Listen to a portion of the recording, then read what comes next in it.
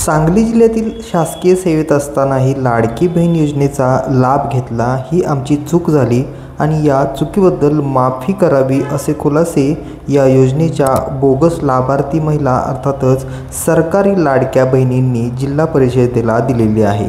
सरकारी कर्मचारी असतानाही मुख्यमंत्री माझी लाडकी बहीण योजनेचा लाभ घेतल्याप्रकरणी जिल्ह्यातील 3 ग्रामसेविका तसेच 5 आरोग्य सेविका आणि 1 महिला शिपाई अशा 9 कर्मचाऱ्यांवरती कारवाई होणार आहे। प्रशासनाने त्यांना नोटीससुद्धा दिलेली आहे।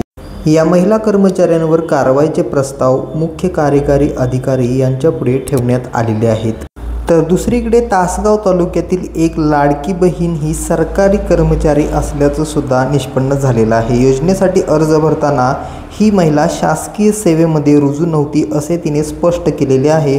तसेच पुढे योजनेचा लाभ मला मिळू नये यासाठी रीतसर अर्जसुद्धा दाखल करण्यात आलेला आहे असं तालुका महिला बाल विकास प्रकल्प अधिकारी सतीश नवले यांनी सांगितलेलं आहे। तासगाव तालुक्यातील प्रकल्प अधिकारी सतीश नवले यांच्या माहितीनुसार तासगाव तालुक्यामध्ये तब्बल 62,000हून अधिक महिलांना या योजनेचा सध्या लाभ सुरू आहे। तर सध्या प्रश्न उपस्थित होतोय तो म्हणजे या बोगस लाडक्या बहिणींवर काय कारवाई होणार।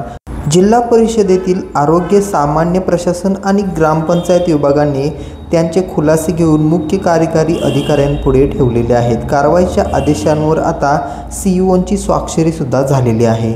मिळालेल्या माहितीनुसार शिस्तभंगाची कारवाई केली तर या महिलांचे एक वेतनवाढही रोखली जाणार आहे। त्याचबरोबर घेतलेले पैसेसुद्धा या महिलांच्या वेतनामधून परत घेतले जाणार आहेत। नवमहाराष्ट्र टाइम्स सांगली।